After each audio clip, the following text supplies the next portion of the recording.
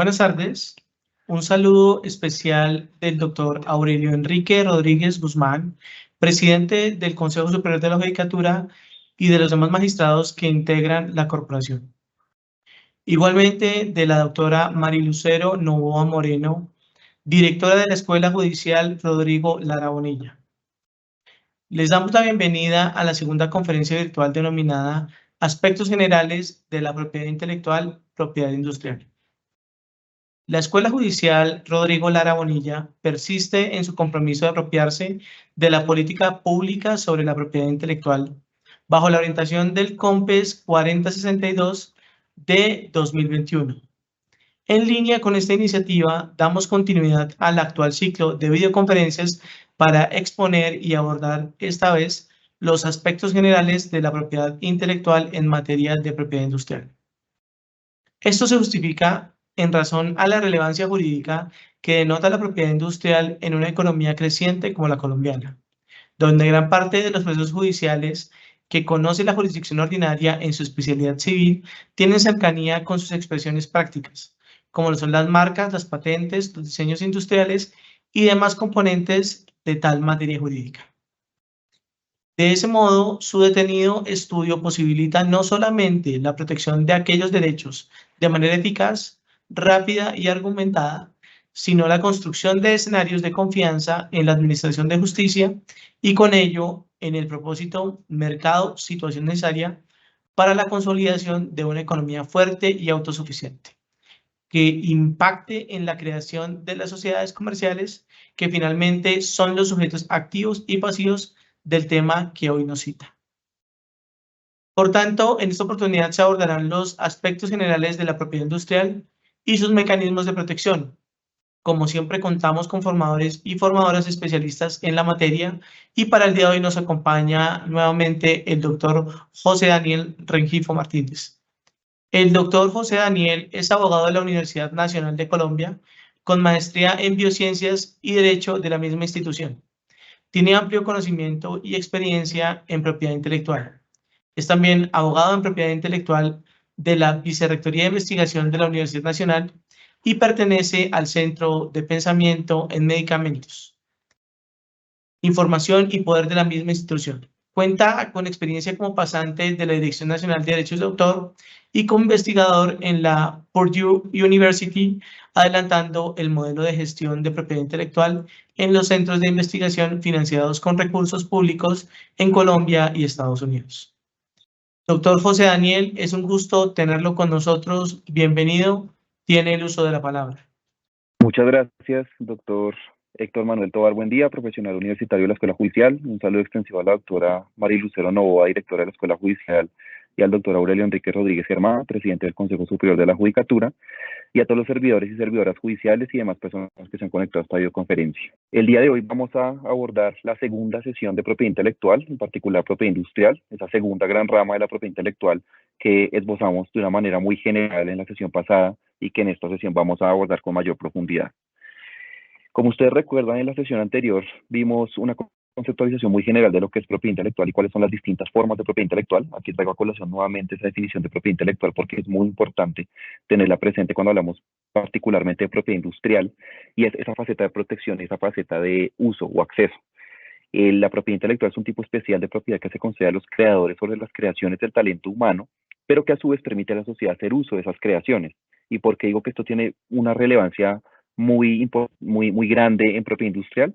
Porque, al igual que lo que pasa con los derechos de autor, en la propiedad industrial la protección es finita. Hay un término de protección y después de que ese término de protección caduca, los derechos en cabeza de los titulares de los registros en materia de propiedad industrial también caducan, y en ese sentido dejan de existir facultades de exclusión, monopolios de exclusión, y en ese sentido cualquiera, en principio, podría hacer uso del conocimiento que alguna vez estuvo patentado o registrado como diseño industrial, entre otros. Entonces, esa faceta de protección y de acceso es muy importante para entender la lógica de la propiedad industrial, que es dar unos monopolios de exclusión temporales desde el Estado a los creadores, a cambio de que esos creadores divulguen el conocimiento a la sociedad, de manera que cuando esos derechos caducan, efectivamente los creadores puedan, la sociedad en general pueda hacer uso de ese conocimiento que alguna vez estuvo protegido. Es un incentivo a la creación, pero también es un incentivo al uso o a la explotación del conocimiento.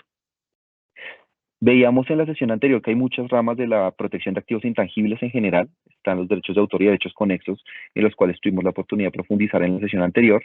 Hoy vamos a hablar de propiedad industrial, donde hablamos ya de títulos de propiedad intelectual asociados específicamente a ese tipo de creaciones que tienen algún tipo de aplicación en la industria o en el comercio.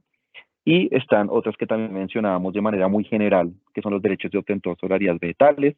En otros países, como Estados Unidos, de hecho, esta rama hace parte de la misma propiedad industrial, porque allí no hablan de certificados de obtentor, sino de patentes de planta.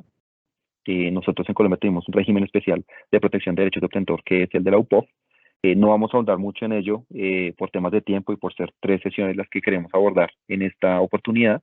Y también hay otra serie de ramas que son transversales a la protección de activos intangibles y que pueden llegar a tener específicamente relevancia cuando hablamos particularmente del derecho de patentes, que son las expresiones, los conocimientos tradicionales y los recursos genéticos, es decir, esos conocimientos que las comunidades ancestrales, las comunidades indígenas tienen en relación con el uso de por ejemplo, de variedades vegetales con fines medicinales, por un lado. Por otro lado, el uso de los recursos genéticos asociados a esas variedades en esos productos protegidos por esos conocimientos tradicionales, entre otras. Hay una relación que ya vamos a ver con un poco más de detalle entre los conocimientos tradicionales de las comunidades y los recursos genéticos asociados a los conocimientos tradicionales frente al conocimiento que busca utilizar un inventor, un innovador, para producir nuevos medicamentos, para producir invenciones en el ámbito agroquímico, químico en general, entre muchas otras. Ya vamos a ver cómo se relacionan unos con otros, de manera que se respete el recurso genético, que es propiedad del Estado, que se respeten los conocimientos tradicionales de las comunidades y que al mismo tiempo se incentiva al innovador a generar nuevo conocimiento. Y están también la protección de los datos de prueba en materia farmacéutica y agroquímica. Tampoco vamos a ahondar mucho en eso por temas de tiempo, pero son especialmente relevantes como forma complementaria de protección cuando hablamos de patentes sobre medicamentos y bioterapéuticos y cuando hablamos de productos agroquímicos. Hoy nos vamos a enfocar entonces en propiedad industrial, particularmente en 2 de las ramas de la propiedad industrial, porque la propiedad industrial también es extensa. Vamos a hablar principalmente de patentes que son el vehículo tal vez más sólido y más común, más famoso, por así decirlo, en el ámbito de la propiedad industrial, las patentes de invención y las patentes de modelo de utilidad. Con la misma lógica vamos a hablar de los diseños industriales. En otros países los diseños industriales también se tratan como patentes de diseño. Aquí hablamos de diseños industriales como registro de diseño industrial. Vamos también a ahondar un poco en las diferencias. Vamos a hacer una breve mención a los esquemas de trazado, circuitos integrados y los secretos empresariales.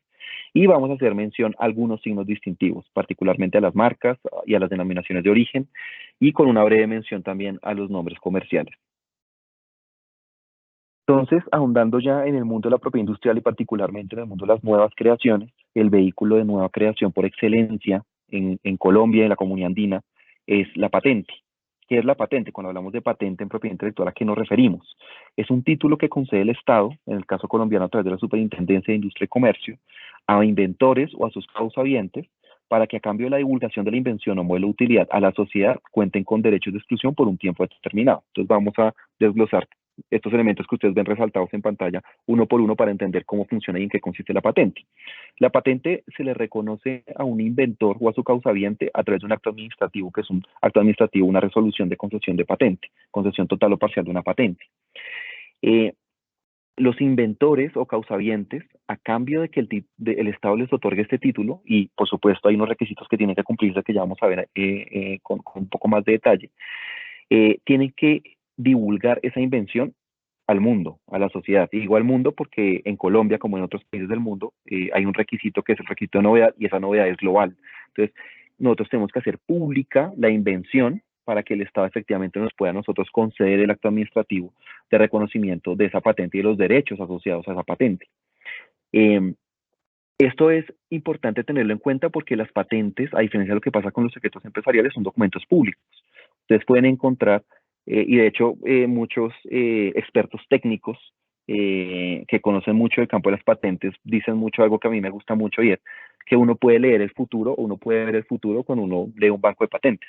Nosotros podemos ver los medicamentos que se van a sacar, podemos esbozar o hacernos una idea, porque no toda la información está divulgada en patentes, pero podemos hacernos una idea de los medicamentos que se van a lanzar en 5 o en 10 años por lo que se está presentando como patente hoy en día. Podemos saber qué videojuegos o qué tecnologías en videojuegos van a salir en 5 o 10 años por las patentes que se están solicitando hoy en día. Así con cualquier campo de la técnica, motores de avión, cualquier campo de la técnica, es un campo que nosotros podemos ver desde una perspectiva de futuro a través de la lectura de bancos de patentes. Entonces, esa información es pública. Ustedes pueden encontrar información de cualquier patente en cualquier banco de patentes nacional o extranjero, o también bancos de patentes de organizaciones globales como la Organización Mundial de la Propiedad Intelectual. El beneficio que se le da al inventor o al causaviente por divulgar esa invención o modelo de utilidad a la sociedad es el otorgamiento de unos derechos de exclusión. Y esto es muy importante tenerlo en cuenta porque comúnmente, desde una perspectiva un poco errónea, desde lo jurídico, se dice, cuando yo tengo una patente, yo tengo el derecho a usar mi patente de manera exclusiva.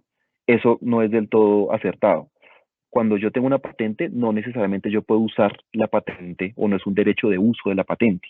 Yo tengo es un derecho de exclusión, una serie de actos que yo puedo excluir frente a terceros con el objetivo de alguna forma tener una ventaja competitiva en el uso de mi invención o de mi modelo de utilidad. Me explico. Si a mí me dan una patente sobre un principio activo para un medicamento de síntesis química, por ejemplo, yo por supuesto tengo algún tipo de interés en que mi empresa pueda usar o pueda hacer uso de esa invención con una ventaja competitiva en el mercado, es decir, con algún tipo de exclusividad. Pero no es una exclusividad para hacer uso del medicamento de síntesis química, es una exclusividad para evitar que un tercero haga uso del mismo medicamento de síntesis química. Y esa exclusión, ¿cómo se hace? A través de acciones de infracción de derechos de propiedad industrial. Yo puedo radicar acciones de infracción de derechos de propiedad industrial cuando yo percibo que en el país donde yo tengo vigente la patente, un tercero está utilizando la invención patentada sin mi autorización.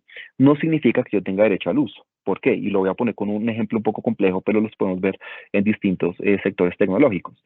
Pfizer, por ejemplo, tiene varias patentes sobre su vacuna para ARN mensajero. Eso no significa que Pfizer tenga el derecho de usar esas tecnologías. Y un caso interesante es el de una demanda muy reciente que se radicó contra Pfizer, porque para hacer uso de esa invención tuvo que hacer uso de una proteína fluorescente en los ensayos clínicos.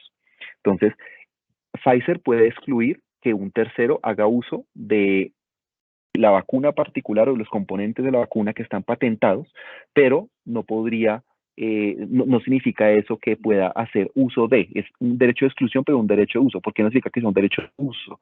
Porque puede que el uso de la tecnología encuentre barreras jurídicas, como puede ser otros derechos de patente, que se entrecrucen con la tecnología que yo quiero usar. Puede que yo, para poder usar mi tecnología, a pesar de que la tenga patentada, requiera pedirle permiso a un tercero para poder hacer uso de un componente de otra tecnología patentada por ese tercero, que yo pueda usar libremente mi tecnología de mercado. A eso se le llama libertad de operación. Entonces, esto en conclusión es, cuando yo tengo una patente, tengo la posibilidad de excluir a terceros de hacer cierto tipo de actos en el mercado. Actos de producción de un producto, actos de uso de un procedimiento, actos de importación de un producto, de exportación de un producto, de ofrecer en venta un producto, entre otros. Esos son derechos que nosotros encontramos en la normativa en patentes en Colombia, que es la misma normativa en la comunidad andina, que es la decisión 486 del 2000. A esa norma vamos a hacer referencia varias veces. Ahora, en Colombia nosotros tenemos dos tipos de patente, la patente de invención y la patente de modelo de utilidad. La patente de invención es un título que se le otorga una solución técnica a un problema técnico. Entonces, cuando se plantea una solución técnica a un problema técnico, se habla de una invención. Eso es en esencia lo que se busca proteger con una patente de invención. La patente de modelo de utilidad, por otro lado, tiene una definición un poco más compleja desde una perspectiva técnica, pero que en últimas podemos traducir en una frase muy sencilla y es mejorar o darle alguna utilidad o ventaja técnica o efecto técnico a un producto que antes no lo tenía. Pongámoslo con ejemplos prácticos. Acá yo tengo algunos ejemplos prácticos un poco más complejos, pero ponerlo con ejemplos prácticos. El cuchillo eléctrico es un ejemplo de un modelo de utilidad.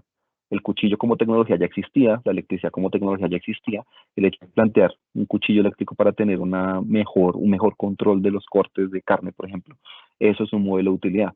El hecho, y ya vamos a ver ese ejemplo, una linterna que sea recargable a través de USB y no a través de electricidad, es también una ventaja técnica que no da lugar o no requiere el mismo nivel inventivo que requiere una patente de invención, que se requiere en una invención protegida por patente de invención. Eso ya lo vamos a ver, pero en esencia un modelo de utilidad es aquel nueva configuración que le da un efecto técnico, una ventaja técnica o una utilidad a un producto cuando antes no lo tenía. Y aquí hago una distinción importante.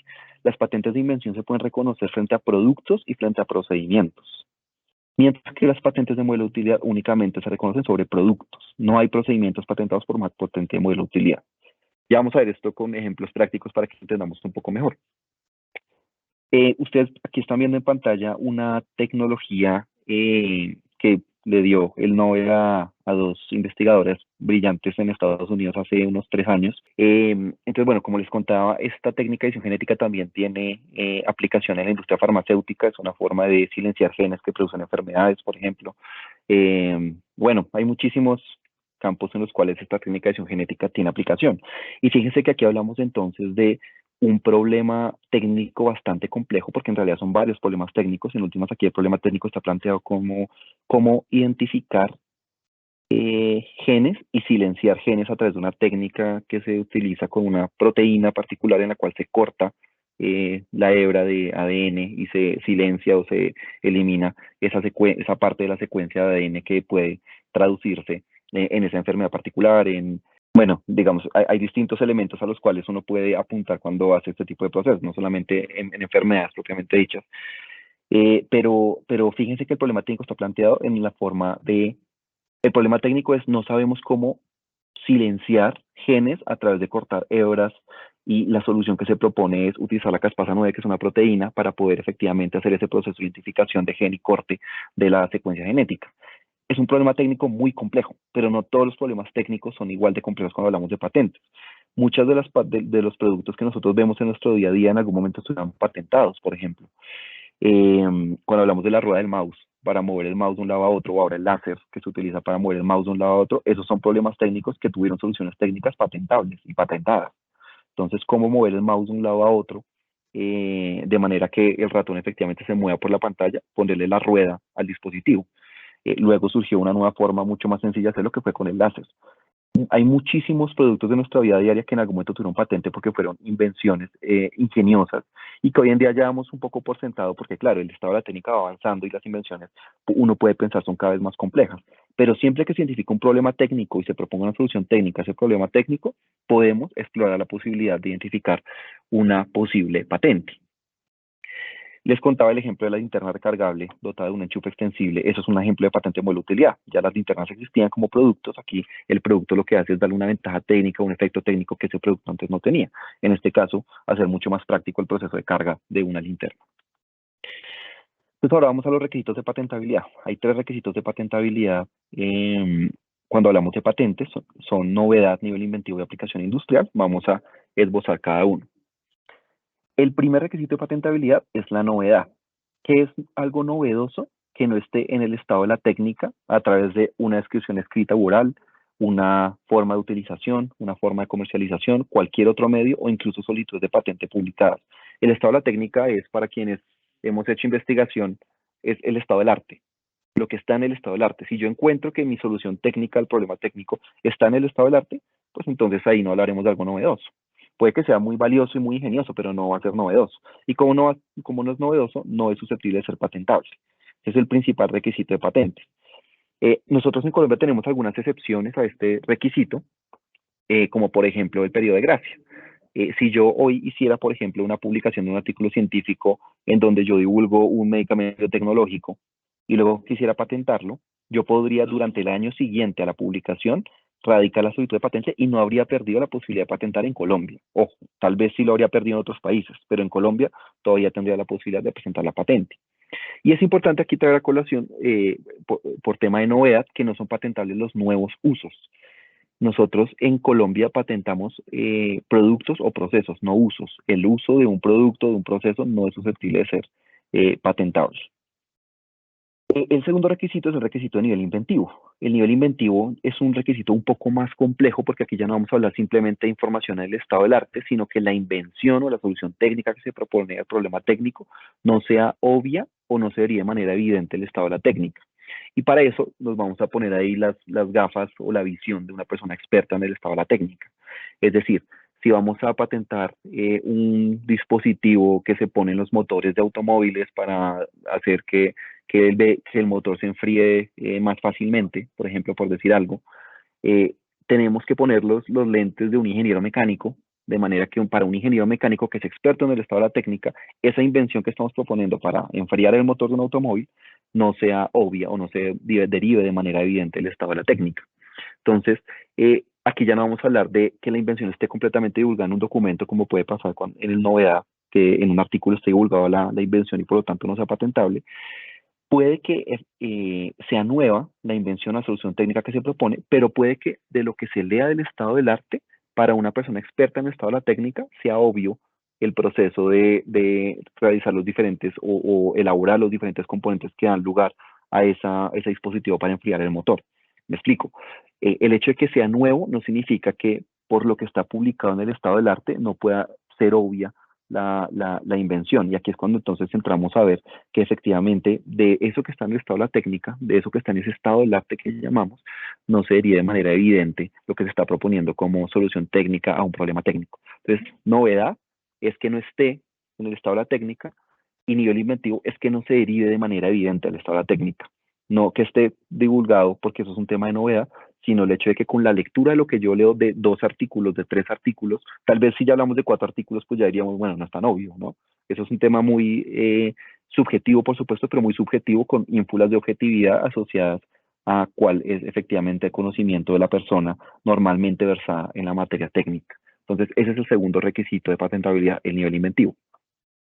Y finalmente tenemos la aplicación industrial, que es básicamente que el objeto de la invención pueda ser producido o utilizado en alguna actividad productiva, sea en productos o sea servicios. Este es un requisito muy poco objetado en Colombia, porque se entiende con lo costoso que es patentar, que si yo estoy buscando pagar esta serie de tasas para yo tener algún tipo de exclusividad sobre mi invención o sobre mi modelo de utilidad, pues evidentemente yo tengo alguna intención de que ese producto o procedimiento puedan ser utilizados en una actividad productiva.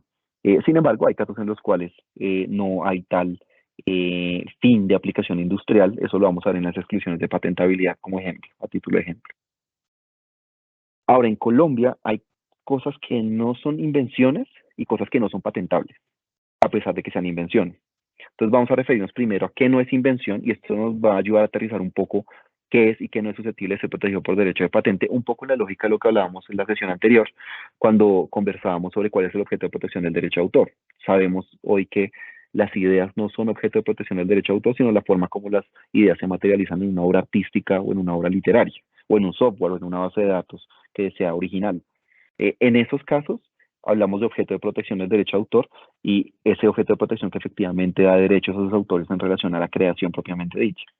Pero cuando hablamos de invenciones que puedan ser patentables, podemos hacer un símil en el mismo sentido, y es que puede o no considerarse como invención, y aún si algo se considera como invención, que está excluido de patentabilidad en Colombia, porque hay ciertas invenciones que están excluidas de patentabilidad por razones de salud pública, por razones de orden público, de salud animal, entre otras. Ya vamos a verlas un poco más en detalle. Lo primero que hay que tener en cuenta es que nosotros no podemos proteger a través de patente, al no considerarse como invención, un descubrimiento, una teoría científica o un método matemático. Los descubrimientos, las teorías científicas y los métodos matemáticos son pensamientos o planteamientos de índole abstracto que no tienen una contribución técnica que dé lugar a considerar una invención como tal. Entonces, no se considera como una invención un descubrimiento, por ejemplo, el descubrir una nueva especie animal en el Amazonas, una teoría científica o método matemático asociados a física cuántica, por ejemplo. Ese tipo de planteamientos teóricos de índole abstracta no tienen esa intervención técnica que busca protegerse a través de los derechos de patente, y por esa misma razón no se consideran como invenciones. Yo no puedo entonces proteger un método matemático o una teoría científica como una invención patentable. Esa es la razón por la cual, y hay muchas discusiones globales asociadas a la protección de algoritmos, a través de derechos de patente, pero esa es la razón por la cual muchas veces los algoritmos incluso buscan protegerse a través de otros mecanismos de propiedad industrial que vamos a mencionar, como los secretos empresariales, que ya es información que es secreta y está protegida por el hecho de ser secreta, porque publicar un método matemático en un proceso de patentabilidad, pues en realidad no va a dar lugar a que la invención sea patentable, y tal vez así será como lo defina el examinador de la solicitud de patente. Un método matemático, una teoría científica, un descubrimiento son ideas de carácter abstracto que carecen de esa contribución técnica y por lo tanto no son invenciones. Tampoco son patentables el todo o parte de seres vivos tal como se encuentra en la naturaleza, ni los procesos biológicos naturales, ni el material biológico existente en la naturaleza o aquel que pueda ser aislado, incluso cuando hablamos de genoma o de germoplasma. Entonces, eso es también una discusión interesante de materia biotecnológica porque ahí tenemos muchas diferencias con la Unión Europea. En la Unión Europea basta con aislar una secuencia genética para poder patentar esa secuencia genética. Nosotros en Colombia y en Estados Unidos tenemos una normativa en patentes que va un poco más allá y dice el mero hecho de aislar no da lugar a poder hablar de esa contribución técnica que requiere ese nivel inventivo por parte del inventor. Es necesario que además de que exista aislamiento, que aislamiento puede ser, sí, de genoma, de germoplasma, una secuencia genética, tiene que haber algún tipo de modificación para efectivamente poder pregonar la existencia de tal protección. Entonces, no es patentable el todo parte de seres vivos tal como se encuentra en la naturaleza, ni procesos biológicos naturales. En algunos de estos ejemplos que estoy mencionando, de estos casos que estoy mencionando, ustedes podrán ver la razón de manera obvia y es, pues si es algo que está encontrado, que se encuentra tal y como está en la naturaleza, pues cuál es la contribución técnica del ser humano, que era la misma lógica que traíamos desde el punto anterior. Mientras que en otros no es tan obvio como el tema del aislamiento. El aislamiento sí implica una intervención humana y esa es la lógica por la cual la Directiva Biotecnológica de la Unión Europea sí permite patentamiento con el mero aislamiento, pero en Colombia el aislamiento no es suficiente, es necesaria una intervención técnica humana para efectivamente pregonar esa protección. Las obras literarias y artísticas, por razones obvias, la protección de las obras literarias y artísticas se protege por derecho de autor, es por el derecho de autor, entonces nunca hablamos de patentes cuando hablamos de obras literarias y artísticas. Por el mismo sentido de los descubrimientos, las teorías y los métodos matemáticos, no son patentables o no son considerados como invenciones los planes, las reglas y los métodos para el ejercicio de actividades intelectuales, juegos o actividades económico-comerciales. Estas actividades se consideran de carácter abstracto, no se considera que existe una contribución técnica que dé lugar a considerar una creación como invención y por lo tanto está excluida de patentabilidad. Los programas de ordenadores o el soporte lógico como tales. Entonces, aquí hay un tema de discusión bastante importante. Esto está extraído de manera directa de la decisión 486 de 2000 y ese como tales, para nosotros que somos abogados, obviamente eso significa, se puede significar muchas cosas y efectivamente así lo ha entendido la Oficina Nacional de Patentes colombiana. No es posible patentar un programa de ordenador, un soporte lógico porque está protegido por derecho de autor además, como el software, pero sí existen casos en los cuales el software hace parte de una invención. Eso es lo que llamamos invención implementada por computador. Por ejemplo, un sistema de frenado automático en un automóvil. Entonces el automóvil va andando, hay un software que se activa cuando hay un cuerpo en la parte delantera del automóvil y eso hace que se active un proceso que ya no está asociado al software directamente, sino un proceso mecánico que hace que el carro se detenga automáticamente. Entonces, ahí hay una parte del proceso en la cual interviene un software, pero lo que no se protege o no se patenta es el software como tal. Sí es posible patentar aquellas invenciones implementadas por computador, como llamamos en Colombia, que son esas invenciones en las que de alguna forma interviene un programa ordenador o puede intervenir un programa ordenador, pero la invención no se reduce a ese programa ordenador. Entonces, como no se reduce, no es un programa ordenador como tal y por lo tanto no está excluido de patentabilidad. Entonces, el software como tal no se patenta, pero sí es posible patentar las llamadas invenciones implementadas por computador. Y por la misma razón de los planes, reglas y métodos para el ejercicio de actividades intelectuales tampoco son patentables o no son consideradas como invenciones las formas de presentar información ni el contenido de esa información. Ahora, hay casos en los cuales hay invenciones hay creaciones que sí son consideradas como invenciones, pero no son patentables. Están excluidas de patentabilidad por distintas razones. Algunas razones son modernas, otras razones vienen de discusiones globales bastante fuertes que se dieron en los 90 en Marrakech, en la creación de un acuerdo que se llama Acuerdo sobre los aspectos de derechos de propiedad intelectual relacionados con el comercio, el acuerdo sobre los APIC, que ha sido muy famoso en los últimos 3 o 4 años por todas las discusiones globales asociadas a COVID. Y hay razones por las cuales entonces se le permite a los países, en el marco de ese tratado internacional, que es el tratado que constituye la Organización Mundial del Comercio, excluir de patentabilidad cierto tipo de invenciones. Y los países son libres de implementar o no esas exclusiones. En Colombia tenemos todas las exclusiones que plantea el acuerdo sobre los APIC. Entonces, las menciono muy rápidamente: invenciones cuya explotación comercial en el territorio deba impedirse necesariamente para proteger el orden público o la moral. El tema de orden público o moral es un tema que tiene una discusión más que jurisprudencial doctrinaria. La verdad es que Son varias las aproximaciones que podrían traer esa colación en relación con orden público o moral, pero no hay una línea jurisprudencial en relación a invenciones que hayan sido negadas del privilegio de una patente bajo esta causa de exclusión de patentabilidad.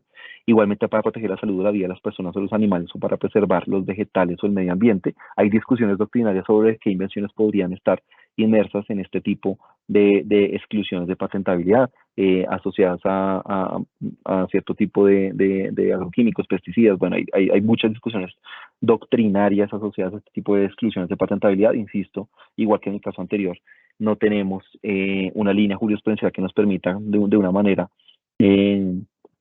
clara en Colombia decir que no es una invención que recae en esta exclusión de patentabilidad, como si pasa con los siguientes dos casos. El primero es plantas, animales y procedimientos esencialmente biológicos para la producción de plantas o animales que no sean procedimientos no biológicos o microbiológicos. Nosotros en Colombia no podemos patentar animales, que es algo que sí puede hacerse en otras jurisdicciones, incluso animales que tienen algún tipo de modificación genética. Las plantas están excluidas de patentabilidad por una razón muy sencilla, y es que en Colombia nosotros tenemos un régimen sui generis de protección de plantas, producto de fitomejoramiento, que son los derechos de obtentor. Eso es la decisión 345 de 1994, de la decisión andina. No la abordamos aquí porque no es propiedad industrial, pero si gustan empaparse un poco más del tema de protección de variedades vegetales, producto de fitomejoramiento, pueden consultar esa decisión andina. Y pues están excluidas de patentabilidad. Nosotros se nos da la posibilidad en el acuerdo sobre los ATIC de elegir protección para plantas a través de patente o a través de un sistema sui generis. Y Colombia eligió el sistema sui generis, que es el sistema de la UPOF. Nosotros nos regimos por una UPOF poco más vieja, hay una UPOF más reciente, que es la del 91. Esa fue ratificada por Colombia, pero fue declarada inconstitucional por falta de consulta previa a las comunidades, por varios temas asociados a ese tratado que incidían de alguna forma en la soberanía alimentaria. Y finalmente están los métodos terapéuticos o quirúrgicos para el tratamiento humano o animal, así como los métodos de diagnóstico aplicados a los seres humanos o animales. Hay muchas discusiones muy interesantes asociadas a este tipo de exclusiones de patentabilidad. En esencia, hay muchas razones por las cuales esta exclusión de patentabilidad se creó. Una de esas razones es para no nublar el criterio médico en razón de qué métodos pueden o no utilizarse porque exista o no un privilegio de patente sobre dicho método. También lógicas que han sido desarrolladas jurisprudencialmente en otros países, pero que en Colombia hemos adoptado a través del manual de examen de patentes de la Comunidad Andina, donde, por ejemplo, se plantea que unos cánones o unas pautas para determinar cuándo hablamos de un método terapéutico y cuándo no, entonces, y qué es patentable y qué no. Entonces, les pongo, por ejemplo, el ejemplo de la diálisis. La diálisis pues, para quienes conocen, es básicamente es un proceso de purificación de la sangre. La sangre es extraída de la persona, la sangre es purificada y es nuevamente traída al cuerpo.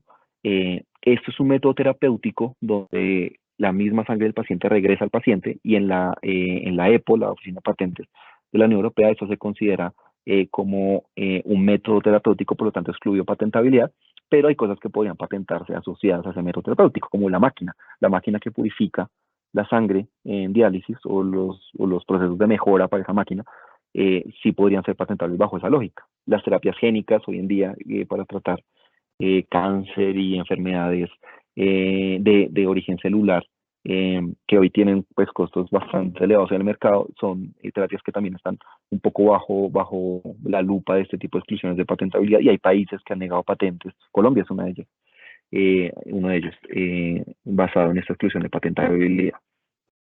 Eso es como la lógica de qué se puede patentar, qué no se puede patentar. En última es el objeto de protección de una patente. Entonces, cuando nosotros vamos a hablar de una solicitud de patente, vamos a ver un tema ya como de carácter documental y otro tema de carácter de proceso. Entonces, ya cuando hablamos de patente en Colombia, hay una serie de requisitos que tienen que cumplirse ya no solamente de fondo, que son los que ya mencionamos, sino también de forma, para efectivamente poder presentar o poder tener ese aval de forma de la Superintendencia de Industria y Comercio previo a su concesión. ¿Cómo se solicita una patente en Colombia? Hay un formulario de solicitud de patentes, un petitorio, es bastante sencillo de diligenciar. Hay un capítulo que es el capítulo reivindicatorio, ese es el capítulo más importante de una solicitud de patente, porque es una combinación técnico-jurídica que nos va a permitir definir qué está efectivamente protegido y qué no. Son frases, están planteadas como un proceso para destilar vino utilizando el componente A, componente B y componente C. Luego vendría una segunda reivindicación que sería como proceso para destilar vino utilizando el componente A, componente B y componente C, donde el componente A se hierve a una temperatura de X grados centígrados a X grados centígrados. Luego vendría una tercera reivindicación, igual, esas reivindicaciones se van llamando reivindicaciones dependientes de una reivindicación inicial, y en última lo que se busca es que cada enunciado efectivamente destine o delimite la protección. Entonces, si un tercero utiliza un proceso para destilar vino, utilizando el componente A, B, C y con una temperatura particular, el titular de la patente podrá decir, oiga, usted está infringiendo mi patente. Pero también pasa mucho, y eso es un tema también de experticia técnico-jurídica, que existen muchos emprendedores científicos que hacen algo que se llama design around o invent around, que es básicamente coger una patente, conocer cuál es el capítulo reivindicatorio y mirar cómo puede crear alrededor de esa reivindicación sin infringir la reivindicación. Eso es todo un arte, en realidad es un arte técnico y es un arte jurídico, es no caer en la palabra, pero es una posibilidad también, y por eso es para quien protege tan importante que su capítulo reivindicatorio sea fuerte, porque yo puedo tener una patente, pero puede que la patente sea muy débil, porque el capítulo reivindicatorio esté débilmente formulado, y eso es muy común, porque el arte de escribir reivindicaciones es supremamente complejo, es muy complejo. Entonces, esa es la importancia del capítulo reivindicatorio. Es la parte más importante de la patente, es el corazón de la patente, el capítulo reivindicatorio. Si ustedes buscan patentes, que pueden buscarlas en bases de datos públicas, es muy fácil encontrar una patente en Google, van a ver que el último capítulo de la patente es ese capítulo reivindicatorio. Hay dibujos que pueden ayudar a comprender la invención, pues yo les mostré un par de dibujos, el de la técnica de edición genética CRISPR-Cas9 y el de la linterna. Un resumen de la invención, donde básicamente se establece como en qué consiste, en qué se diferencia lo que ya existe, porque es bueno, porque es mejor, etcétera. Es un capítulo muy pequeño. Los poderes, por lo general, las patentes son tramitadas por abogados, por obvias razones, es un tema pues supremamente complejo desde una perspectiva meramente técnica, requiere también la experticia jurídica, el comprobante de pago de tasas, la cesión de derechos. Si por ejemplo, bueno, les pongo un ejemplo de la Universidad Nacional. La Universidad Nacional va a solicitar una patente en materia biotecnológica, pero la universidad no es la titular de los derechos sobre la patente per se, sino que tiene que mediar una cesión de los derechos sobre la invención propiamente dicha por parte de los inventores, que por lo general son docentes, son estudiantes, son investigadores externos a la universidad, de manera que la universidad tenga ese universo de derechos listo para efectivamente poder pregonarse como titular de los derechos y efectivamente poder radicar la solicitud de patente. Y hay tres elementos aquí también, que es lo que mencionaba al principio, que es importante mencionar ahora. Si la invención hace uso de un recurso genético, de material genético biológico endémico, es necesario un contrato de acceso a recursos genéticos. Es un trámite que ya es más de índole ambiental, se hace entre el Ministerio de Ambiente y Desarrollo Sostenible, y básicamente parte de la lógica de el Estado es el dueño de sus recursos biológicos y genéticos, y en consecuencia digamos, cualquier explotación con cierto tipo de lógicas, como puede ser, por ejemplo, presentar una patente, que al final son derechos privados, derechos de índole privada, tienen que negociarse con el Estado de manera que el Estado pueda tener algún tipo de retribución justa y equitativa, señal. Entonces, por eso se negocian contratos de acceso a recursos genéticos con el Estado colombiano, a través del Ministerio de Ambiente y Desarrollo Sostenible. Si yo quiero solicitar una patente sobre una invención que se generó a partir de un acceso a recursos genéticos, necesito ese contrato de acceso a recursos genéticos, so pena de muchas cosas, no solamente la negación de la patente, sino eso también es un delito. Hay una licencia también en caso de que se utilicen conocimientos tradicionales, que eso es común en temas de índole médica, donde las comunidades ancestrales tienen un conocimiento que llevan usando de generación en generación para curar dolencias, para curar enfermedades, para curar heridas, etcétera. Y un tercero, a partir de ese proceso y ese conocimiento de las comunidades ancestrales, sintetiza con el objetivo de generar algún tipo de medicamento, está haciendo uso de conocimientos de comunidades ancestrales.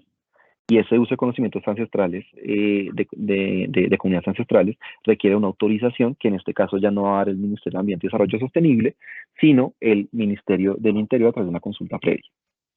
Y también cuando existe material biológico es necesario depositar ese material biológico para consulta. ¿Cómo funciona la línea de tiempo? Y voy a agilizar un poco por temas de tiempo también. ¿Cómo funciona el proceso de protección de una patente? Básicamente se presenta, hay una revisión de forma de 30 días, si tienen que completarse requisitos a un espacio de 2 a 4 meses. Desde el momento que se radica la patente hasta después de 18 meses, hay un periodo de confidencialidad de la solicitud que después da lugar a su publicación automática, aunque el solicitante puede solicitar su publicación antes, si quiere, por supuesto, un examen mucho más ágil. Se da un tiempo para que terceros que crean que tienen derecho sobre la invención puedan oponerse. Eso es muy común en Estados Unidos, en Colombia no es tan común, pero estamos empezando a verlo un poco más. Y después de las oposiciones entra un examen de fondo, donde ya entran a evaluar los requisitos de patentabilidad que ya vimos. Hoy en día, una patente, desde el momento de la solicitud hasta su concesión o negación, puede tardar unos 3 años aproximadamente. Esta lógica de las patentes va a permear un poco la lógica de otras nuevas creaciones como la del diseño industrial, y por eso aquí voy a tener menos. El diseño industrial tiene esa misma lógica de incentivar, pero también de hacer público. Entonces, el diseño industrial va a ser un título, también es una resolución de concesión de la Superintendencia de Industria y Comercio, que se le da al diseñador, en este caso ya no hablamos de inventor, sino diseñador, sobre un diseño estético, una apariencia particular, por la combinación de líneas, colores, formas bidimensionales o tridimensionales, contornos, configuraciones, texturas o materiales. Hay muchas industrias que dependen de este mecanismo, como la industria automotriz, por supuesto. Hablamos de patentes, pero también hablamos de diseños. Y las marcas a veces dependen mucho del diseño de sus automóviles para distinguirse unas de otras. La industria de la moda es una industria que depende muchísimo del diseño industrial. La industria de los muebles es una, ustedes van a este nuevo almacén que se me olvidó el nombre, que abrieron aquí en Colombia, en Bogotá, y prácticamente todos los muebles que ustedes van a ver en IKEA, y cuando ustedes vean todos esos muebles de IKEA depende mucho de los diseños asociados de los diseños industriales sobre esos diseños que ponen a la venta a través de mobiliario. Acá en un ejemplo de 2 imágenes, lo que está en línea punteada es lo que no se protege y lo que no está en línea punteada es lo que se protege. Entonces ustedes pueden ver que aquí el aspecto de un automóvil está protegido por diseño industrial, los zapatos pueden estar protegidos por diseños industriales. Hay un caso muy famoso y muy reciente aquí en Colombia de Evacol y Crocs en relación con el diseño de los zapatos, que no sé si ustedes tienen la oportunidad de ver, pero bueno, se basa, entre otros, en derechos derivados de un registro de diseño industrial. Ya pasando a signos distintivos, los signos distintivos ya tienen una lógica distinta a la de las nuevas creaciones. Aquí ya hablamos de signos que buscan de alguna forma identificar productos, identificar servicios, identificar establecimientos de comercio, identificar particularidades propias de productos en relación a el clima, en relación al conocimiento de las comunidades que inciden de alguna forma en el proceso de producción de un producto, entre otros. Y por eso, aquí yo quiero hacer relación a 3 que me parecen muy importantes. El primero es la marca. La marca es un título que otorga el Estado sobre un signo que sea apto para distinguir un producto o servicio del mercado. Una marca se registra en alguna o varias de las clasificaciones de las clases de la clasificación de NISA, que es una clasificación internacional que define un listado de productos o servicios. Si yo quiero registrar una marca, si yo quiero vender un producto, buscaré cuáles son las clases que mejor se adaptan en la clasificación de NISA para registrar mi marca en esas clases y efectivamente poder hacer un uso exclusivo de la marca en esas clases particulares. Por ejemplo, si voy a vender gaseosas, buscaré la clase de gaseosas. Si voy a vender productos farmacéuticos, buscaré las clases de productos farmacéuticos. Eso es lo que llamamos la especialidad en derecho marcario. Hay distintos tipos de marcas, ustedes pues ven aquí, vamos a ir de las más clásicas a las menos clásicas. La triada de las más clásicas es la de las nominativas, figurativas y mixtas. Nominativa la palabra Adidas, la figurativa, hay distintas figuras asociadas a las 3 rayas de Adidas, y la mixta es la que combina la parte nominativa con la parte figurativa. Usualmente las grandes empresas combinan este tipo de marcas, es decir, registran nominativas, registran figurativas y registran mixtas. Unas menos tradicionales son las marcas tridimensionales, por ejemplo, como el Toblerone. Eso es un registro de marca tridimensional. El Kiss de Hershey's es una marca tridimensional. En últimas, son formas que de alguna forma permiten identificar un producto. Yo identifico el kiss de Hershey's con su envoltorio de aluminio, es por su forma propiamente dicha, no por el sabor. Entonces, ese tipo de formas tridimensionales efectivamente pueden dar lugar a un registro de marca. Las marcas sonoras, como los ringtones, en su momento pues ya no es tan común, pero digamos, Apple tiene registrado el ringtone del iPhone, por ejemplo. Es común que los jingles que se escuchan en la radio para identificar algún producto o servicio también estén registrados como marca sonora, independientemente que exista, por ejemplo, protección del derecho de autor.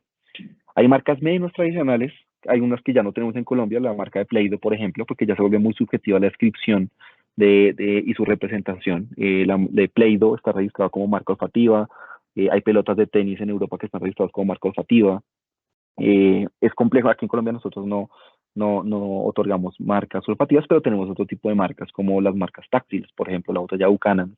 Si ustedes recuerdan la textura de la botella Buchanan, esa tiene un registro de marca táctil, y bueno, hay distintos tipos hay marcas tridimensionales, marcas gestuales, marcas audiovisuales. Entonces digamos que el universo de las marcas es bastante amplio. En últimas, un registro marcario le va a permitir a su titular hacer un uso exclusivo. Ojo que aquí ya hablamos de uso, no como las patentes, aquí ya hablamos de un uso exclusivo en el mercado para identificar productos y servicios, y también le permiten evitar que un tercero haga uso de ese mismo, de esa misma marca en el mercado.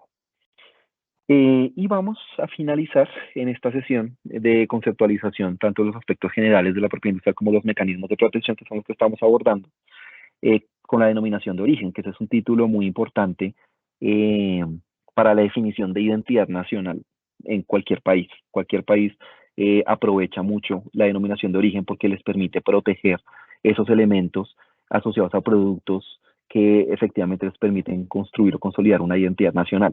Son títulos que otorga el Estado sobre indicaciones geográficas, esto es una indicación geográfica, constituida por la denominación de un país, de una región o de un lugar determinado, ya vamos a poner ejemplos para que todo esto tenga sentido, o constituida por una denominación que, sin ser la de un país, región o lugar determinado, se refiere a una zona geográfica a la cual está asociada calidad, reputación u otras características que de alguna forma incidan de manera exclusiva o esencial al medio geográfico en el cual se produce un producto, incluidos factores naturales o humanos. Entonces, esto puede ser una definición un poco enredada, entonces voy a abordarlo con ejemplos clásicos. Nosotros en Colombia tenemos en este momento, creo que son 29 o 30 denominaciones de origen, y cada denominación de origen tiene una razón de ser y una lógica de por qué se reconoce en favor de gremios, y es la posibilidad de efectivamente salvaguardar las características que hacen propios esos productos para evitar que terceros se apropien de manera indebida y contribuyan de alguna forma a diluir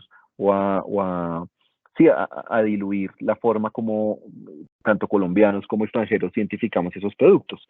Las chivas de Pitalito, por ejemplo. Las clásicas son las del café, café de Nariño, café de Colombia, etc. Las denominaciones de origen se reconocen en favor de gremios, de manera que sean los gremios los que puedan definir quiénes están autorizados para utilizar la denominación de origen y quiénes no. Entonces, por ejemplo, el queso paipa. Entonces, el queso paipa tiene una razón de ser. No soy experto en quesos, pero el tema geográfico influye, el tema del factor humano, de la forma como se prepara influye, y por supuesto hay un sabor único del queso paipa que nosotros identificamos que depende de esos factores tanto humanos como geográficos. Entonces lo que se propone con la denominación de origen es no solamente identificar un producto como denominado por ese origen particular, sino también evitar que existan terceros que sin esas características humanas o geográficas vendan el mismo producto con el mismo nombre. Entonces, únicamente podrá vender queso paipa el que esté autorizado por el gremio al cual se le haya reconocido la denominación de origen. El bocadillo veleño de Vélez Santander, las artesanías guayú, las artesanías de Ráquira, hay distintos tipos de denominaciones para café. Bueno, son 29, si no estoy mal, ustedes pueden consultarla en la página Superintendencia de Industria y Comercio. Pero esa es la lógica de la denominación de origen y es muy interesante porque esto ya va en una lógica que trasciende un poco lo del derecho, un derecho marcario para una actividad privada, sino que ya va un poco más asociado a esa salvaguarda de identidad nacional a través del reconocimiento de derechos sobre sus productos, y es un tema que no es exclusivo de Colombia. Muchos países fundamentan esa identidad nacional en denominación de origen o asocian de una manera sólida esa identidad nacional a denominaciones de origen. Es difícil, por ejemplo, obtener una denominación de origen asociada a la champaña en Francia, como también puede ocurrir con otro tipo de productos en cualquier país del mundo. En realidad, si es un producto que se genera con unas condiciones geográficas o factores humanos, entre otros particulares, la denominación de origen se convierte en un instrumento idóneo para permitir que esa identidad se siga reforzando, fortaleciendo, esas características trasciendan en el tiempo y el producto no reciba esa dilución que puede derivarse de un mal uso de los procesos o de los productos asociados a la generación de esas creaciones. Entonces, esa es la lógica de las denominaciones de origen. Entonces, con esto finalizo, no sin antes darles las gracias por su atención y también muy atenta a sus preguntas. Muchísimas gracias. Muchas gracias, doctor José Daniel. En este momento vamos al espacio de preguntas. La primera pregunta que tenemos es, ¿cuál es la relación entre los derechos de patente y el acceso a medicamentos?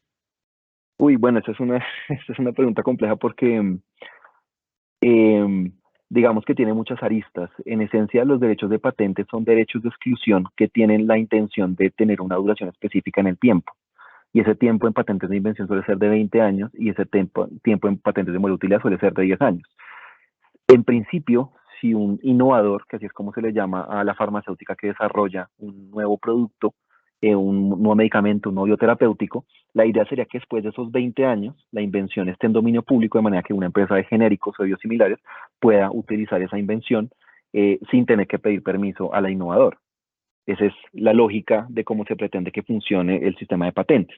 Lo que pasa es que hay una serie de acciones que tergiversan un poco esa lógica del sistema de patentes y llevan a problemas de acceso que nosotros vemos, que hemos visto en Colombia en muchos casos, en casos de cáncer, en casos de VIH, en casos de vacunas, entre otros, y que también se han visto en otros lados del mundo, y es una serie de prácticas que tergiversan este sistema de patentes. Por ejemplo, el prolongamiento artificial de los monopolios, pequeños cambios en moléculas que lleven a nuevas patentes y de esa manera estar permanentemente prolongando ese monopolio de manera que un medicamento nunca entre al dominio público o permanezca fuera del dominio público el mayor tiempo posible para que efectivamente la empresa titular de la patente pueda explotar el lucro asociado a esos derechos de exclusión por el mayor tiempo posible. Eso es lo que se llama reverdecimiento o evergreening en derecho de patentes.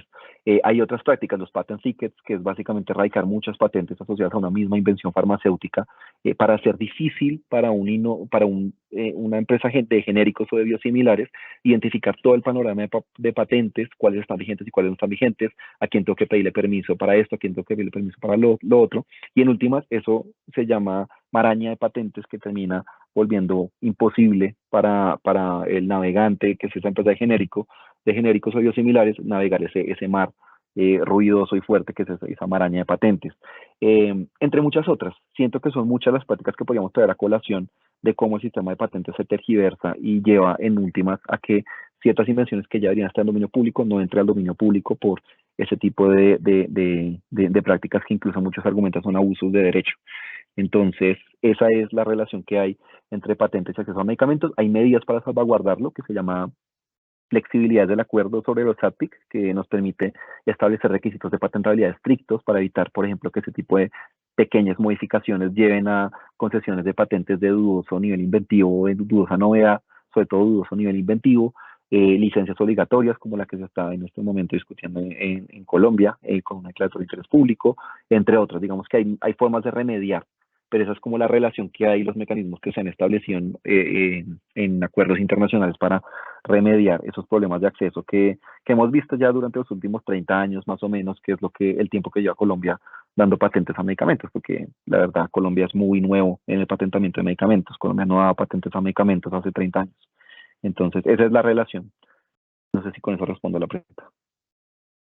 Doctor José Daniel, como segunda pregunta tenemos los derechos de patente, diseño industrial y esquema de trazado de circuitos integrados otorgan a su titular el derecho de hacer uso de dicha patente.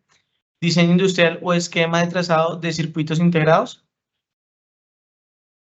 Bueno, eso va un poco en la lógica de lo que mencionaba al principio, la libertad de operación. En realidad, cuando a mí me dan una resolución de concesión de una patente o de registro de diseño industrial o de esquema de trazado de circuitos integrados, a mí lo que me dan es la posibilidad de excluir a terceros de hacer uso de una invención. Pero yo lo que recomendaría si yo estuviera creando una empresa que se base en conocimiento es que si yo voy a hacer uso de un conocimiento patentado, registrado como uso industrial o como esquema de trazado, pero sobre todo patentado, porque es más en la complejidad de la patente, yo lo que revisaría sería si efectivamente hay libertad de operación para poder hacer uso de esa invención. Que para yo hacer uso de la invención no tenga que usar un procedimiento que esté patentado y que requiera que yo tenga una licencia o una autorización de uso del titular de esa patente para efectivamente poder salir al mercado. Es decir, yo en últimas no tengo un derecho de uso, sino un derecho de exclusión de terceros. Pero para poder curarme en salud, por así decirlo en términos coloquiales, en relación con el uso, es importante desarrollar un estudio de libertad de operación. Como última pregunta, doctor, ¿en qué consiste la Sí, doctrina del acto aclarado emitida por el Tribunal de Justicia de la Comunidad Andina? sí, eso es una doctrina que hasta ahora está empezando a aplicarse en Colombia. Es una doctrina en la cual existen pronunciamientos del Tribunal de Justicia de la Comunidad Andina, que como ustedes saben, cuando se va a aplicar la norma andina es necesario una interpretación prejudicial del Tribunal de Justicia de la Comunidad Andina. Y el tribunal lo que señaló es, hay varias decisiones, es un listado de decisiones frente a las cuales es posible remitirse a través de la lógica del acto aclarado en el sentido de el fondo de lo que se busca decidir ya puede considerarse como abordado por el Tribunal de Justicia de la Comunidad Andina, de Naciones de la Comunidad Andina, en alguna de las interpretaciones prejudiciales que hacen parte de ese listado. Y en consecuencia se sanea ese requisito de efectivamente pedir esa interpretación prejudicial. Es algo que puede tener un efecto positivo por un lado, en el sentido de efectivamente permitir agilizar los procesos en los cuales hay interpretación de una norma andina que requiere una interpretación prejudicial del Tribunal de Justicia de la Comunidad Andina, pero también hay algunas cosas que uno podría criticar o apartarse en el sentido de hay ciertas decisiones que están en ese listado que emite el Tribunal de Justicia de la Comunidad Andina que uno piensa podrían ser objetados o discutidos a mayor profundidad sin que necesariamente tenga que aplicarse esa doctrina en el acto aclarado. Pasa con el caso de las licencias obligatorias, que es un caso en discusión hoy en día en Colombia, frente al cual ya existe una decisión, una interpretación, perdón, prejudicial del Tribunal de Justicia que efectivamente fue abordada por el Tribunal en relación con las licencias obligatorias. Entonces, es un tema, claro, ya es un tema de opinión personal, por supuesto, pero eso es en esencia en qué consiste la doctrina del acto aclarado del Tribunal de Justicia de la Comunidad Andina. Nuestro agradecimiento especial al doctor José Daniel Rengifo Martínez por su generosidad desde su amplia trayectoria profesional y académica, pues nos ha ilustrado acerca de la propiedad industrial y sus mecanismos de protección. Y a lo largo de esta conferencia nos ha guiado a través de los intrincados mecanismos de protección, destacando la crucial relación entre los derechos de patente y el acceso a medicamentos, así como la compleja intersección entre los derechos de patente, diseño industrial y esquema de trazado de circuitos integrados. La doctrina del acto aclarado emitida por el Tribunal de Justicia de la Comunidad Andina ha sido esclarecedora en este contexto, abriendo la puerta a un entendimiento más profundo de las complejidades legales en juego. Estas cuestiones no solo son relevantes desde una perspectiva jurídica, sino también tienen un impacto significativo en la vida cotidiana y en la dinámica de la economía. Gracias a los servidores y servidoras judiciales y a todas las personas que actúan en el sector justicia que se conectaron a esta conferencia virtual. Muchas gracias. Muchas gracias por la invitación.